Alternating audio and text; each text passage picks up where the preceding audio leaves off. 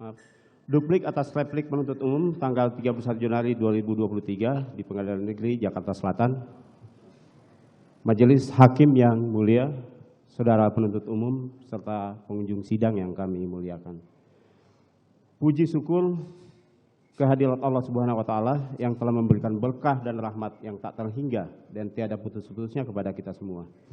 Selanjutnya, kami tim penasihat hukum terdakwa Kuat Ma'ruf menyampaikan ucapan terima kasih kepada Majelis Hakim yang telah memberikan kesempatan kepada tim penasihat hukum untuk mengajukan duplik atas replik dari penuntut umum. Bahwa ucapan terima kasih juga tak lupa kami sampaikan kepada penuntut umum yang telah bekerja secara profesional selama proses persidangan perkara ini dan dengan keras mempertahankan dakwaan dan tuntutannya melalui replik yang telah dibacakan pada sidang sebelumnya.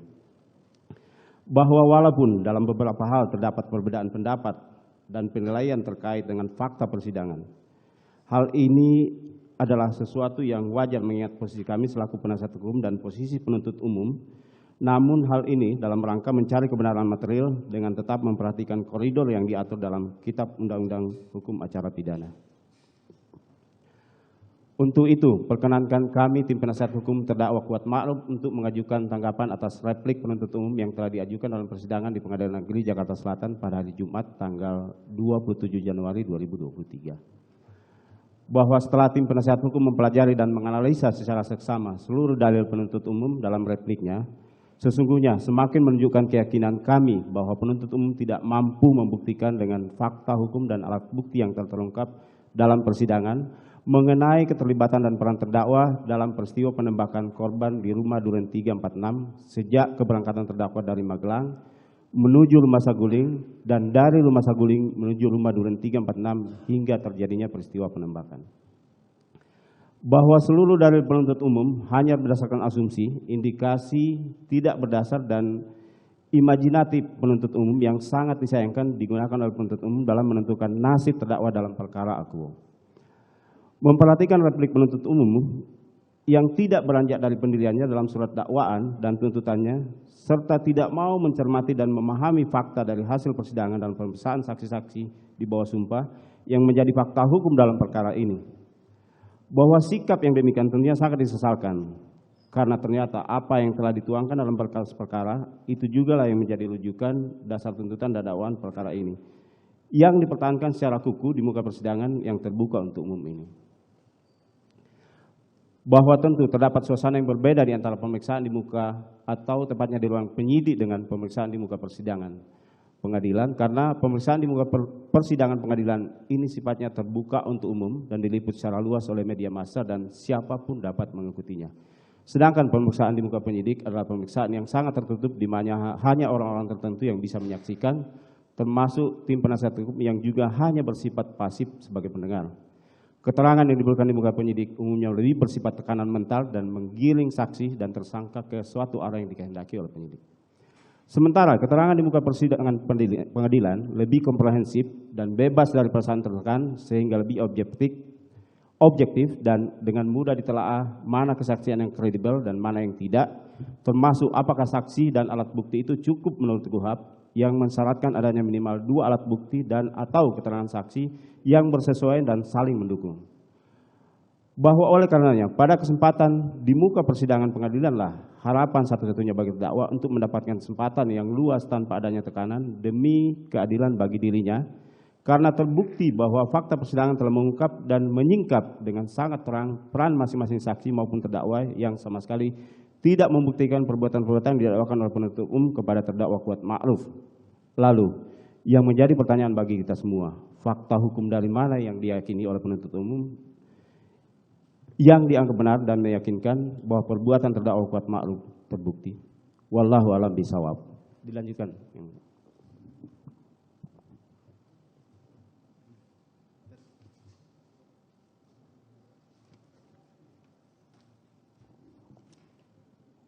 Majelis Hakim yang mulia, saudara penuntut umum serta pengunjung sidang yang kami muliakan, setelah tim penasihat hukum terdakwa membaca dan mencermati replik dari penuntut umum yang pada pokoknya menyatakan Terdakwa terbukti telah melanggar pasal 340 KUHP untuk pasal 55 ayat 1 ke 1 KUHP, maka dengan ini kami menyatakan tidak sependapat dengan analisa fakta dan analisa yuridis dalam replik penuntut umum yang disampaikan di persidangan pada tanggal 27 Januari 2023, kecuali yang diakui secara tegas oleh tim penasihat hukum terdakwa dengan alasan atau dasar pertimbangan sebagai berikut.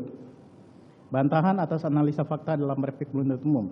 Perihal tuduhan perselingkuhan antara saksi Putri Chandrawati dengan korban Nofriansah Yosua Huta Barat hanya imajinasi penuntut umum, bahwa kami tim penasihat hukum terdakwa Kuat Ma'ruf kembali menegaskan tidak sependapat dan menolak dalil penuntut umum dalam repliknya yang menyatakan bahwa uraian mengenai adanya perselingkuhan antara saksi Putri Chandrawati dan korban sudah jelas dan lengkap. Justru terlihat penuntut umum tidak mampu membantah argumentasi tim penasihat hukum yang menolak dengan tegas adanya isu perselingkuhan. Pada faktanya tidak ada fakta dan bukti persidangan ataupun petunjuk yang mampu menjelaskan bahwa adanya perselingkuhan tersebut. Khalayak yang menyaksikan persidangan pun menjadi saksi atas hal ini. Lalu pertanyaan kami, dari mana penuntut umum mengambilnya? Bahwa terkait dengan pernyataan terdakwa yang disampaikan dalam persidangan yang menyatakan, Ibu harus lapor Bapak, jangan sampai ini menjadi duri dalam rumah tangga, bukanlah pernyataan yang mengindikasikan terdakwa mengetahui adanya perselingkuhan sebagaimana dalil penuntut umum. Akan tetapi pernyataan tersebut merupakan reaksi spontan dan natural dari terdakwa yang merasa adanya suatu perbuatan daripada korban yang telah membuat saksi Putri Chandrawati mengalami kekerasan yang dilakukan oleh korban. Hal ini berdasarkan keterangan saksi Putri Chandrawati bahwa korban telah berbuat sadis kepada Putri Chandrawati. Oleh karena itu terbukti dan jelas dan terang bahwa dalil penuntut umum mengenai adanya perselingkuhan antara saksi Putri Chandrawati dan korban merupakan imajinasi penuntut umum layaknya seperti menyusun sebuah novel. 2. Perihal terdakwa tidak memiliki motif pribadi atas terjadinya pembunuhan terhadap korban. Bahwa terkait dengan tidak adanya motif pribadi, terdakwa sudah dengan eksplisit telah diakui oleh penuntut umum dalam repliknya bahwa terdakwa sama sekali tidak mempunyai alasan yang mendasar menginginkan kematian korban. Hal ini diperkuat dengan keterangan saksi Daden Miftahul Haq di bawah sumpah di muka persidangan pada tanggal 9 November 2022 yang menyatakan bahwa sebelum berangkat ke rumah Duren 3 nomor 46, semua ADC dan ART termasuk korban terdakwa berkumpul di jalan dan berbincang-bincang, tertawa-tawa serta tidak ada pembicaraan yang serius, juga tidak ada pembahasan mengenai kejadian di Magelang. Bahwa hal ini juga berkesesuaian dengan keterangan terdakwa di muka persidangan pada tanggal 9 Januari 2023 yang pada pokoknya menyatakan terdakwa tidak pernah punya masalah dengan korban. Bahwa selanjutnya kami perlu menanggapi dalil penuntut umum dalam repliknya pada halaman 4 yang menyatakan bahwa terdakwa memiliki karakter yang loyal, tingkat kepatuhan yang tinggi, serta tidak mampu menjadi pengkhianat, sehingga terdakwa ikut serta dengan pelaku lain mengakibatkan terampasnya nyawa orang lain. Bahwa dalil penuntut umum ini kemudian dikaitkan dengan keterangan terdakwa yang tetap pada skenario tembak-menembak, sehingga disimpulkan oleh penuntut umum bahwa terdakwa hanya mengikuti kehendak jahat dari pelaku lain. Bahwa dalil ini jelas kabur dan tidak mendasar, karena secara nyata sudah terungkap di dalam persidangan terdakwa sama sekali tidak mengetahui rencana penembakan terhadap korban di rumah Duren 3 nomor 46 dan keterangan terdakwa mengenai skenario tembak-menembak baru diketahui terdakwa pada saat pemeriksaan di Biro Propos Mabes Polri, bukan karena niat terdakwa untuk bekerja sama dengan pelaku lain sebagai bagian dari perencanaan pembunuhan. Kepatuhan dan sikap loyal terdakwa adalah hal yang normal dan wajar karena terdakwa bekerja namun tidak dapat langsung diartikan dan disimpulkan terdakwa terlibat dalam perencanaan pembunuhan. Dilanjutkan yang mulia.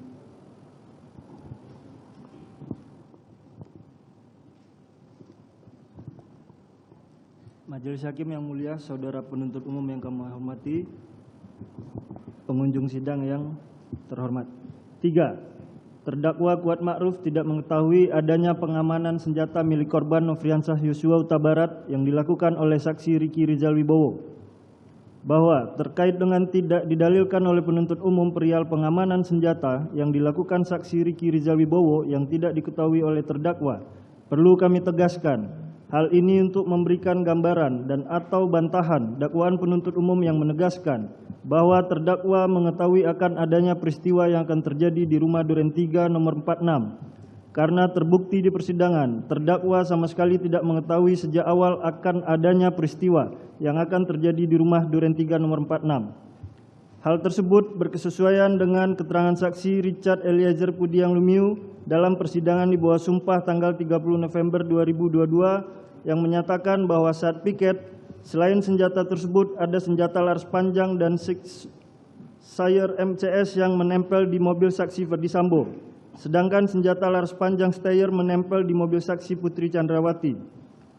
Saksi tidak mengetahui apabila ada peraturan jika di mobil pejabat harus ada senjata laras panjang, namun sepengetahuan saksi memang seperti itu. Hal tersebut juga bersesuaian dengan keterangan saksi Azan Romer dalam persidangan di bawah sumpah pada tanggal 9 November 2022 yang menyatakan bahwa selain senjata yang standby di tubuh masing-masing ajudan, ajudan tidak memegang senjata laras pendek lainnya, kecuali senjata laras panjang yang disediakan di mobil, bahwa penggunaan senjata laras panjang menjadi tanggung jawab ajudan yang sedang bertugas atau piket. Dan siapapun yang naik piket, ajudan dan ADC akan menempatkan senjata Steyr AUG di bawah kursi di samping pengemudi. Oleh karenanya, keliru jika penuntut umum menyebut bahwa Steyr AUG adalah milik korban. Sebagai seorang sipil, supir yang merangkap sebagai asisten rumah tangga, terdakwa tidak mengetahui prosedur ini dan tidak tahu menahu mengenai penempatan senjata dan lainnya. Bahwa terdakwa baru mengetahui keberadaan senjata Steyr AUG pada saat di rest area, ketika posisi terdakwa digantikan oleh saksi Richard Eliezer Pudiang Lumiu sebagai pengemudi, dan bukan berarti terdakwa sejak awal mengetahui adanya pengamanan senjata tersebut. 4. Terdakwa Kuat Ma'ruf tidak pernah berkomunikasi dengan saksi Ferdi Sambo selama berada di Magelang dan dalam perjalanan dari Magelang menuju Jakarta hingga ke rumah Saguling.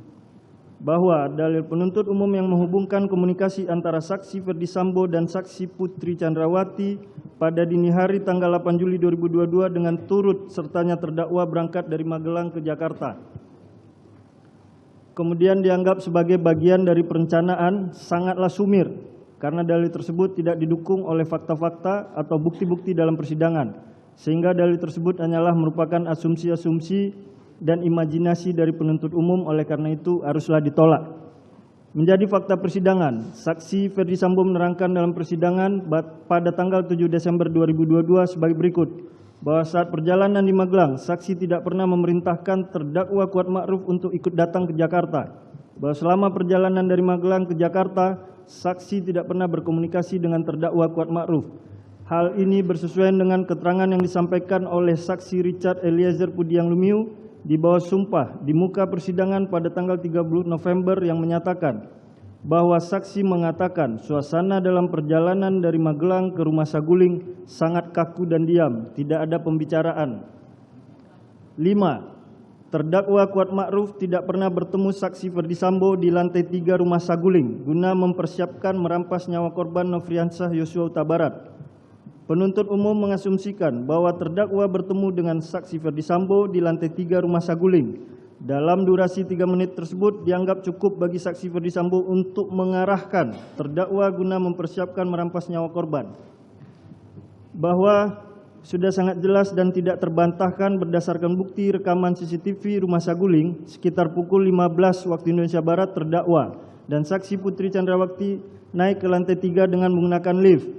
3 menit kemudian, pada waktu rekaman CCTV menunjukkan pukul 15.03 waktu Indonesia Barat, terlihat terdakwa turun menggunakan tangga samping lift, sehingga berdasarkan interval waktu rekaman CCTV tersebut jelas menunjukkan bahwa waktu 3 menit hanya dapat digunakan untuk perjalanan terdakwa dari lantai 1 menuju lantai 3 dan dari lantai 3 menuju lantai 1. Bagaimana mungkin dalam interval waktu kurang lebih 3 menit itu sejatinya waktu tersebut habis dipakai untuk naik turun tangga tanpa alat bukti yang cukup membuktikan terdakwa mengetahui perencanaan dari saksi Ferdi Sambo.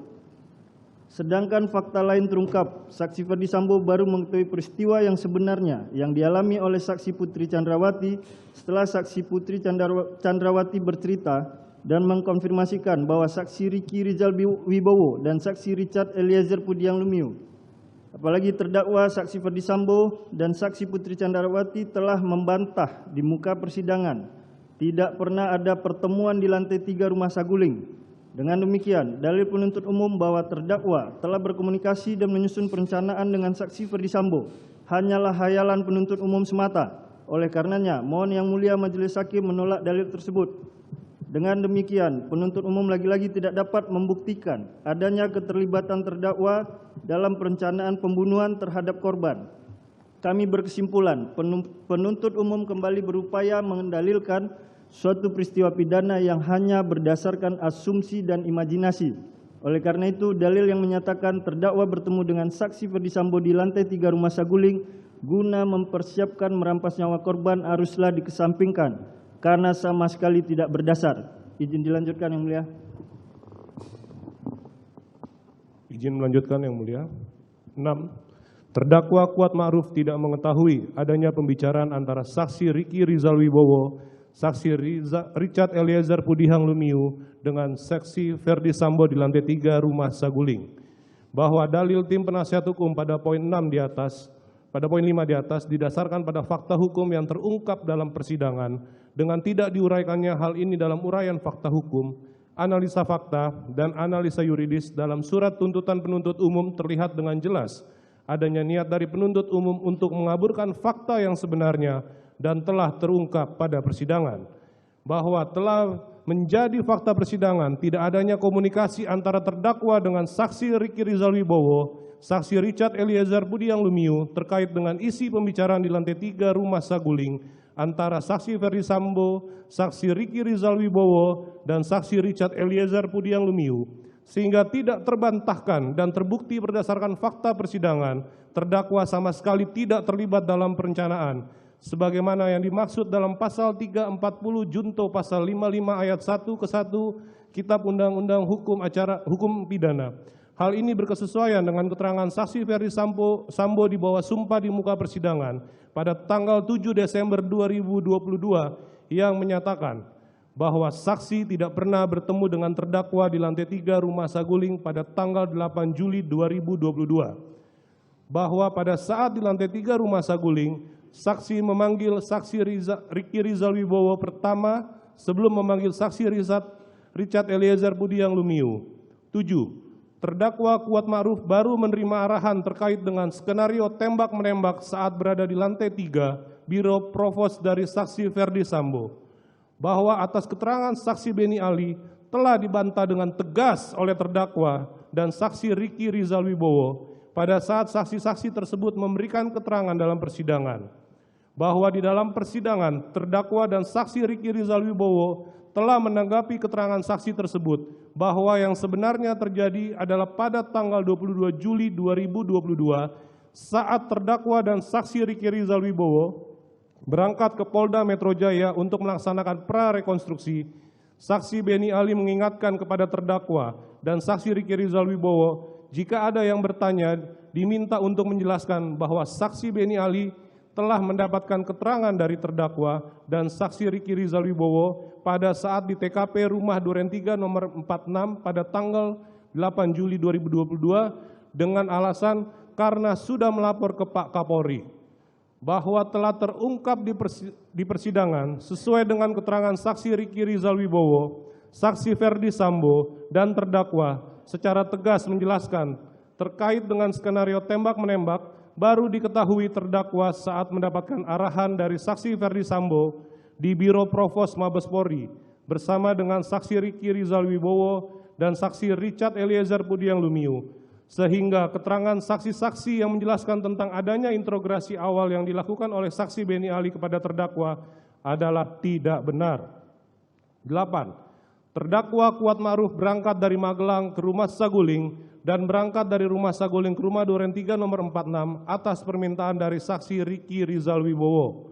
Bahwa kembali kami tegaskan dalil penuntut umum yang menghubungkan komunikasi antara saksi Ferdi Sambo dan saksi Putri Candrawati pada dini hari tanggal 8 Juli 2022 dengan turut sertanya terdakwa berangkat dari Magelang ke Jakarta kemudian dianggap sebagai bagian dari perencanaan sangatlah sumir karena dalil tersebut tidak didukung oleh fakta-fakta atau bukti-bukti dalam persidangan sehingga dalil tersebut hanyalah merupakan asumsi-asumsi dan imajinasi dari penuntut umum.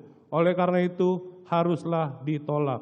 Lebih parah lagi, penuntut umum kemudian mendalilkan ketika saksi Putri Chandrawati mengajak terdakwa berangkat dari rumah Magelang ke rumah Saguling dan terdakwa melaksanakan permintaan tersebut, disimpulkan terdakwa mengetahui akan adanya peristiwa perampasan nyawa korban di rumah Duren 3 nomor 46.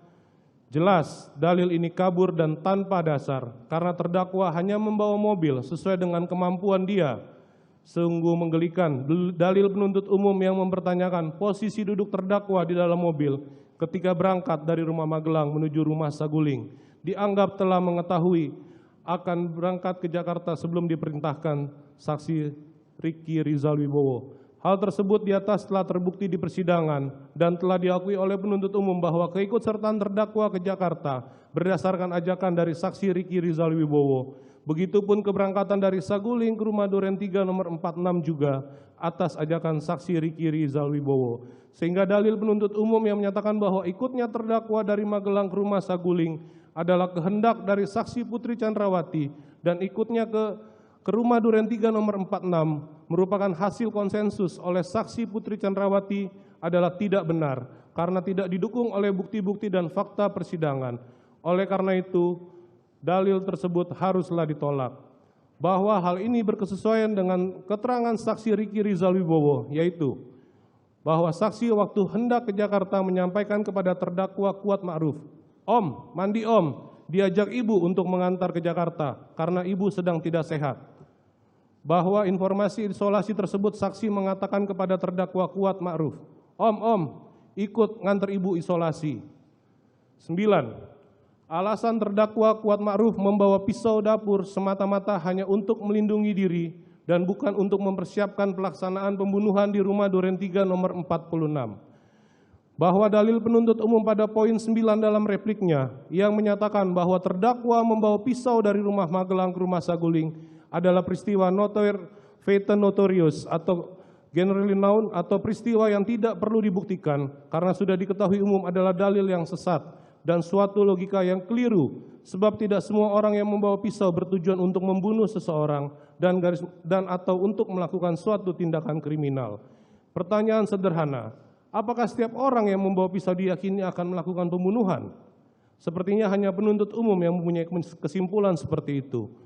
Bahwa untuk jadi pengetahuan kita semua, kami merujuk pada penjelasan Yahya Harhab dalam bukunya yang berjudul Pembahasan Permasalahan dan Penerapan KUHAP, Pemeriksaan Sidang Pengadilan, Banding, Kasasi dan Peninjauan Kembali pada halaman 276 menjelaskan bahwa lazimnya bunyi rumusan pasal 184 ayat 2 ini selalu disebut dengan istilah notoire fate notorious atau generally known yang berarti setiap hal yang sudah umum diketahui tidak lagi perlu dibuktikan dalam pemeriksaan sidang pengadilan.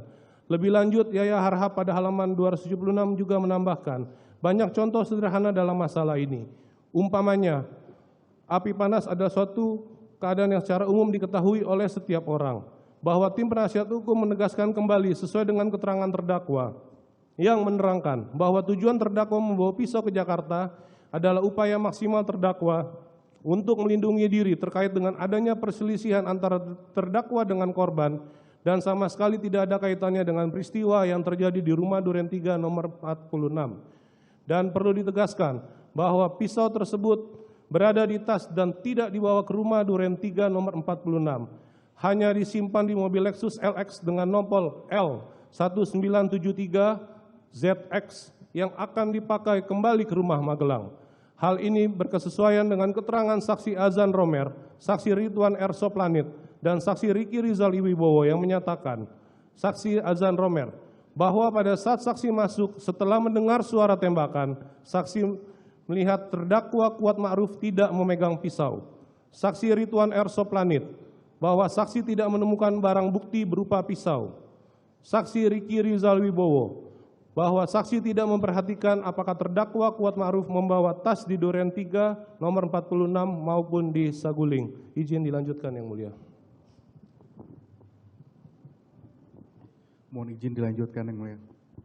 Nomor 10, terdakwa Kuat Ma'ruf terdakwa Kuatma'ruf tidak pernah dijanjikan sesuatu oleh saksi Ferdi Sambo sebelum terjadinya tindak pidana. Bahwa terungkap dalam persidangan pemberian handphone dan ditunjukkan amplop oleh saksi Ferdi Sambo kepada terdakwa bukan uang dalam amplop yang diberikan sebagaimana disampaikan dalam replik penuntut umum halaman 22 terjadi setelah peristiwa di rumah Duren 3 nomor 46. Namun kemudian dalil penuntut umum telah keliru menarik kesimpulan adanya janji pemberian handphone dan uang kepada terdakwa karena tidak pernah terungkap dalam persidangan. Hal ini diperkuat dengan pengakuan penuntut umum sendiri dalam repliknya yang menyatakan bahwa adanya janji yang diberikan oleh saksi Ferdi Sambo kepada terdakwa sebelum kejadian tidak secara eksplisit terlihat dalam persidangan. Oleh karenanya logika dan penalaran hukum penuntut umum tentang janji pemberian handphone dan uang dari saksi Ferdi Sambo kepada terdakwa sebelum peristiwa rumah Duren 3 telah terpatahkan dengan seketika.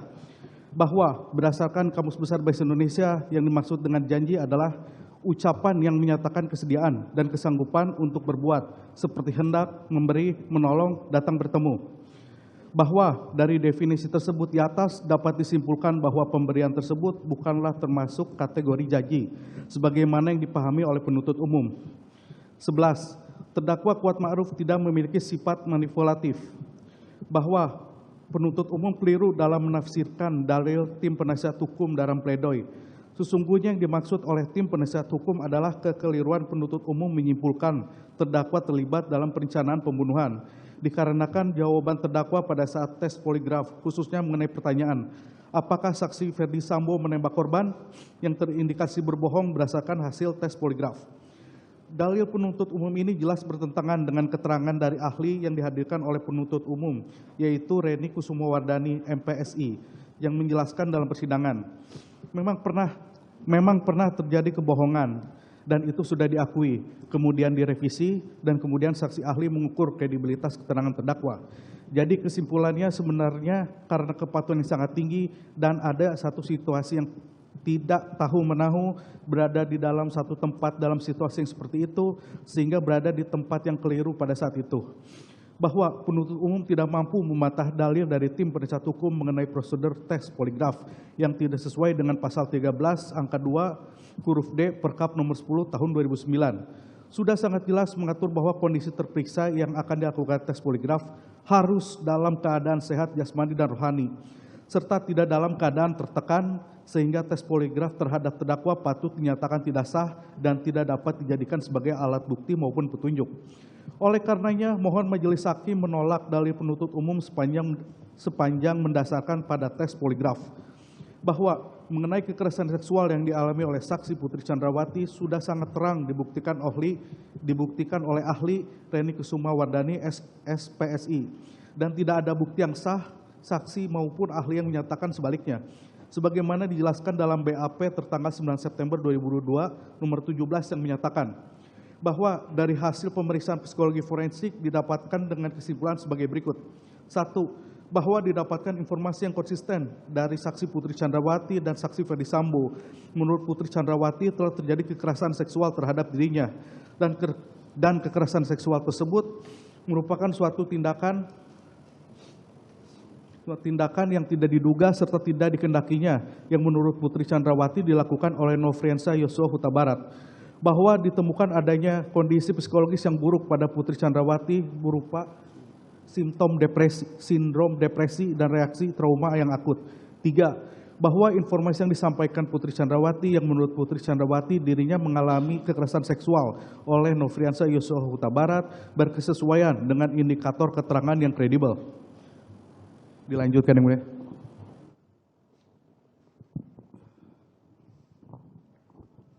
Lanjut yang mulia. Bantahan atas analisa yuridis dalam replik penuntut umum. Bahwa terkait dengan analisa yuridis yang disampaikan oleh penuntut umum di dalam repliknya, maka tim penasihat hukum selanjutnya akan memberikan tanggapan sebagai berikut. 1. Unsur dengan sengaja dan dengan rencana terlebih dahulu merampas nyawa orang lain.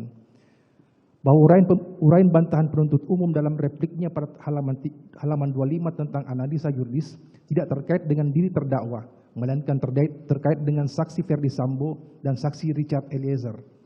Hal ini menunjukkan bahwa penuntut umum gagal membuktikan unsur dengan sengaja dalam pasal 340 KUHP dan berupaya untuk mengalihkan dengan cara mencoba mengaitkan unsur dengan sengaja dengan peristiwa penembakan yang dilakukan oleh saksi Richard Eliezer di rumah Duren 3 nomor 46. 2. Bahwa dalam pledoi tim penasihat hukum sama sekali tidak pernah membahas kaitan antara unsur dengan sengaja dengan dialog antara saksi Ferdi Sambo dengan saksi Richard Eliezer sesaat sebelum penembakan terkait dengan kalimat hajar Chad. Oleh karena itu, dalil tersebut tidak perlu kami tanggapi. 3. Bahwa jelas dan tegas, uraian unsur dengan sengaja pada pledoi tim penasihat hukum pada halaman 34 adalah dengan sengaja adalah menghendaki dan mengetahui menginsafi terjadinya suatu tindak pidana berikut akibatnya. Bahwa unsur pertama yang harus dibuktikan adalah unsur dengan sengaja. Fakta yang terungkap sepanjang pemeriksaan perkara aku, ternyata tidak ditemukan adanya niat sebagai kehendak terdakwa bersama dengan terdakwa lainnya atas kematian korban atau adanya perencanaan eksekusi penembakan di rumah Duren 3 nomor 46 terlebih lagi dengan menggunakan sarana senjata api. Sebagai kehendak harus pula bersesuaian dengan penyebab kematian, sebab niat sebagai kehendak diwujudkan sebagai tindakan nyata. Bahwa dalam surat tuntutan dan replik penuntut umum juga sama sekali tidak dapat membuktikan, bahkan terkesan hanya menduga-duga kapan dan di mana perencanaan pembunuhan terhadap korban dilakukan. Dan dengan pelaku lainnya hingga peristiwa saksi Richard Eliezer melakukan penembakan terhadap korban yang menyebabkan hilangnya nyawa korban. Bahwa secara tegas dan jelas diakui di persidangan oleh saksi Richard Eliezer bahwa dirinya lah yang menembak korban menggunakan senjata api laras pendek merek Glock 17 nomor seri MPY 851. Fakta tersebut bersesuaian dengan kesimpulan hasil visum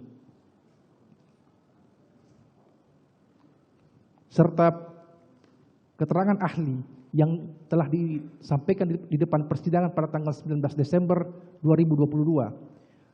Bersesuaian pula dengan ahli balistik yang dihadirkan oleh penuntut umum yang berpendapat sebagai berikut. 1.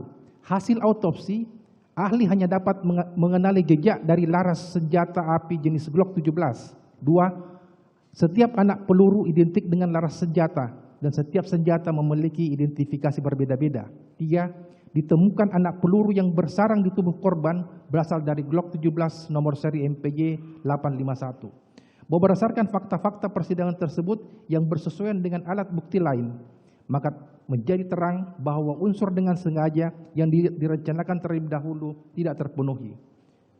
Bahwa selanjutnya terkait dengan dalil penuntut umum yang mengkonstruksikan posisi terdakwa sebagai pelaku turut serta dengan rencana terlebih dahulu merampas nyawa korban hanya merupakan kesimpulan tanpa dasar dan kabur. Tim penasihat hukum akan menyampaikan pemahaman terkait dengan meeting of mind yang merupakan poin penting terkait dengan unsur turut serta sebagaimana diatur dalam pasal 55 ayat 1 ke 1 KUHP. Mengingat hal ini merupakan poin yang sangat krusial dan menjadi argumentasi tim penasihat hukum dalam pledoi yang ternyata tidak ditanggapi oleh penuntut umum dalam repliknya, kami menyimpulkan penuntut umum tidak mampu membantah dalil tim penasihat hukum perihal tidak adanya meeting of mind atau persamaan kehendak terdakwa dengan pelaku lain sehingga harus didudukkan sebagai terdakwa dalam perkara akuo. Bahwa terkait meeting of mind dijelaskan oleh Prof. Mulyatno yang menerangkan bahwa mereka yang melakukan perbuatan pidana, mereka yang disuruh melakukan perbuatan pidana, dalam hal sedikit-dikitnya ada 2 orang yang menyuruh dan yang disuruh. Jadi bukan orang itu sendiri yang melakukan tindak pidana, tetapi ia menyuruh orang lain untuk melakukan. Meskipun demikian, ia dipandang dan dipidana sebagai orang yang melakukan sendiri.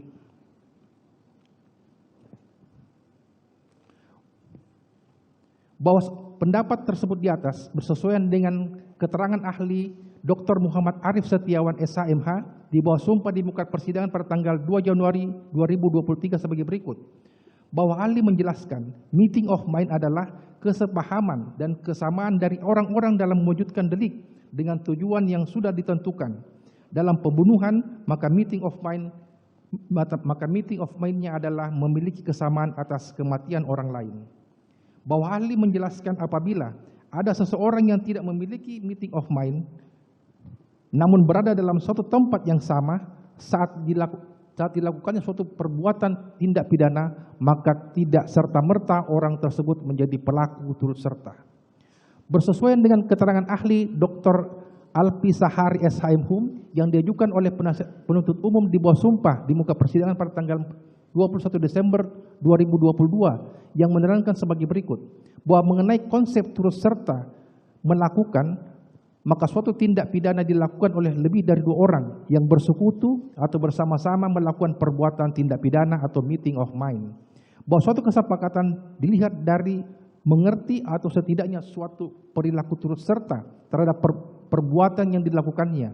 Di dalam konsep turut serta melakukan terdapat istilah dader material atau pelaku pelaksana, yang mana mempunyai arti bahwa terdapat perbuatan tindak pidana yang secara langsung dilakukan kepada korban oleh salah satu pelaku.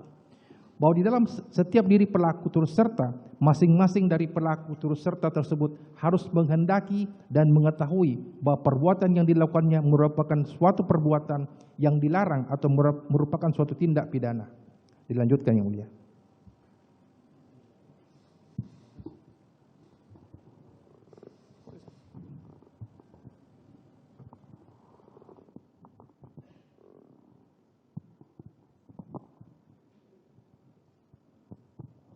Lanjutkan yang mulia. 2, unsur sengaja merampas nyawa orang lain. Bahwa terkait dengan unsur sengaja merampas nyawa orang lain, sebagaimana diuraikan oleh penuntut umum dalam repliknya halaman 27, kami tim penasihat hukum memandang tidak perlu untuk ditanggapi. Dikarenakan sudah terbukti dalam persidangan hilangnya nyawa dari korban seluruhnya dilakukan oleh saksi Richard Eliezer Pudiang Lumiu, sehingga tidak ada kaitannya dengan terdakwa. Bahwa dari penjelasan di atas sudah semakin jelas dan terang tidak adanya keterlibatan terdakwa Kuat Ma'ruf dalam tindak pidana yang menyebabkan hilangnya nyawa korban yang dilakukan oleh saksi Richard Eliezer Pudiang Lumiu di rumah 2346. Kesimpulan, berdasarkan uraian dari tim penasihat hukum dalam duplik ini, kami memohon kepada majelis hakim yang memeriksa dan mengadili perkara akuo untuk memberikan putusan sebagai berikut. 1. Menerima dalil duplik dari tim penasihat hukum dan terdakwa Kuat Ma'ruf, menolak seluruh isi replik penuntut umum, menjatuhkan putusan sebagaimana diktum pledoi tim penasihat hukum yang telah dibacakan pada hari Selasa tanggal 24 Januari 2023. Demikianlah duplik ini kami sampaikan sesuai dengan fakta yang terungkap dalam persidangan, disertai doa dan harapan dari penasihat hukum, kiranya yang mulia majelis hakim mempertimbangkan dan memberikan putusan yang seadil-adilnya kepada terdakwa. Ex aequo et bono. Terima kasih yang mulia.